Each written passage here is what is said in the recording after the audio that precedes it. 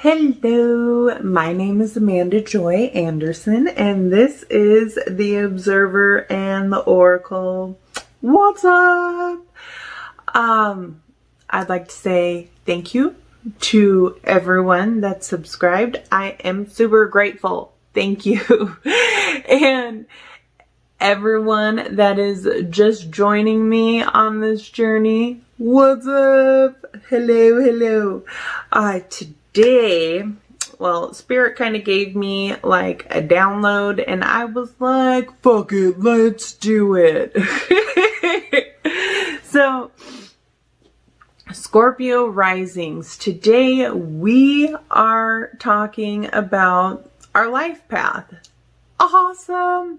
If you don't know and you are just joining, I am a Scorpio Rising and a Scorpio Moon.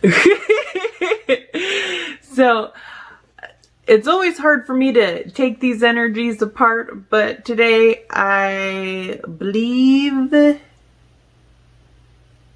this is just the Scorpio Rising part.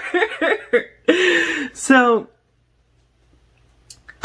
once upon a time when I was a little Amanda, I used to play with Lincoln Logs, and I would sit there and I'd play and I'd build these beautiful houses. And because I always left all my toys out, my mom would put them away, and then I'd bring them out again and rebuild it again. And every time it was always a little bit different. And sometimes I had pieces that I would leave out because it was like I didn't have any place to put it. My structure was already finished. So this has a lot to deal with what a Scorpio Rising's life path looks like, because that's what we do, right? You know, I always felt growing up that things were just happening to me, and I didn't understand why. Why was I always going through the craziest situations and having to figure out and learn and how to navigate through all these crazy ass situations? And it was just like I would have this reoccurring tower after tower after tower. And it really baffled me that this was my life. I was like, I could not understand why all of these situations were happening. And like, to be completely honest, I had like, being in God had like I had some moments where I was like, are you fucking serious? Like, really? Why? Because I've not always made the best decisions, but I've always tried to make the best decisions in integrity. As much as I could. Like, not all of them were super easy to do that, but I always tried. So in like my early 20s, I was like, I would compare my life to all of my friends, and it did not make sense to me. Here were all my friends, and they were just doing so well. They were so stable, and their partners were stable and they had beautiful relationships. They got married and, you know, and here I was, this hot mess all the time. Which now I would like to say I'm more of an organized chaos, but this is how this life path works until you understand it. And even when you understand it, sometimes it will still throw you for a loop. The life path of a Scorpio rising is the building and the destruction of your physical world. And what this means is that you could have had lived in multiple homes. You could have had multiple lovers. You may have had multiple jobs, gone to multiple schools, have many hobbies. And here's the thing is that being a Scorpio rising, your life path is not normal to other people. It is normal to Scorpio risings and those with Pluto in the first house because they also experience this. But to the rest of the world, they have no fucking clue what's happening with you.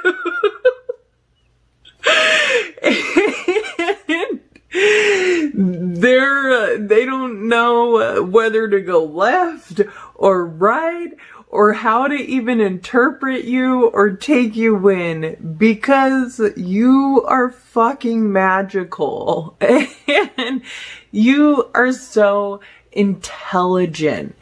And you could be book smart intelligent, but this type of intelligence is like street smart. This type of intelligence comes from experience. And that is because you have had to start at zero and experience the rise of whatever situation you were in and experience the fall of that situation. Now, when you become aware of this and you are able to feel it out in situations, so knowing when you are meant to leave a situation, that is going to determine whether the universe happens to you or you take your own control of the experience and remove yourself from the situation. This could be toxic work environments. This could be toxic relationships. This could be any kind of situation that is not working for you. So what happens is when you no longer vibrate with an experience, when you have learned all the lessons that you needed to learn in an experience, that is when it's time to move. And for me, I get this as a feeling. Sometimes it could be just a new person entering the work environment, and when that person enters, it's just I feel it. Like it's a no-no. Like that's when I know that like I can no longer be at a place because of just an individual coming into a place and starting a job because of how strong how their energy is and the amount of control that they have in a work environment. That is a good indication for me that I need to move on. Another great indication is if you are in a relationship and you have tried every single way to try to make the relationship grow. Understand, some people do not want to grow. You, as a Scorpio rising, have to grow. I mean, I think other people have a choice. We don't necessarily have that choice, because if we choose not to, the universe will come in and kind of move us along anyways. So that is another situation to know that it is time for you to move and grow again. Understanding that as a Scorpio rising, that is a superpower in itself. What does that mean? It means that you live multiple lifetimes in just a few years. What people would experience throughout their entire life, you would experience in 2 years, 5 years. I mean, 7 years, that's like a decade.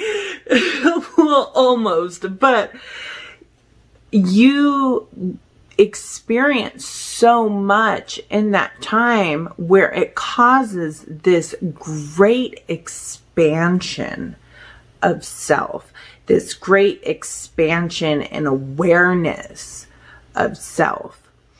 And understanding yourself is understanding that you are death. You do come to bring destruction of things that no longer work for your soul. And this is why, if you are not happy in what you are doing, if you are just trying to hold on and maintain something that's just not in your highest favor, the universe will absolutely come and sweep it out from underneath your feet. Why? Because your subconscious thoughts keep on sending the signal that it's not working for you. So it's, instead of trying to hold on to things that are not working for you, instead of experiencing the tower, allow yourself to grab on to that wave of energy and allow it to pull you into your next destination, which will be your rebirth. And this is how you do new beginnings and letting go of the past. But you have, this is why it's super, super important to focus your energy into yourself, is because you have such a magnificent manifestation power, and it goes into whatever you focus on. So if you are in relationships, this is the issue that I have a lot of times, but I'm just putting it out there for whoever else needs to hear it. So if you are in relationships and you start to put in all this energy into the people that you love, as far as trying to get their creations started, you will lose yourself. And it happens. And it's okay that it happens. But understanding that this manifestation power is meant for yourself, because you've you have all the tools in your toolbox. You are not only the magician, but you're also the high priestess and the emperor and the empress. And you, I mean, everyone is, but really you have these tools of creation. It is a part of your internal being to be able to create the world that you want to see for yourself, create everything that you want for your happiness and your abundance. And that's why it's super important to make sure that we focus this energy on ourselves for self-love and the things that we love and the things that we want to manifest into this world. Your creation energy is always meant to thrust and push you forward, because you don't just manifest new beginnings, you manifest huge new beginnings. And sometimes they take work and they take progress, but they're always meant for your own happiness, your greatest happiness. So know that whatever experiences that you go through, if the tower does come in, know that that tower is coming in because that situation no longer works for you. And if you choose to become the tower yourself, I always applaud that because it certainly does make situations easier. And know that your life path is meant for you to create your happy reality and continue to work on that. And what does not work for you, allow yourself to let that go and continue to focus on what does work for you. And you will obtain what it is that you are looking for. Thank you guys for watching. I hope you have a beautiful day. Bye.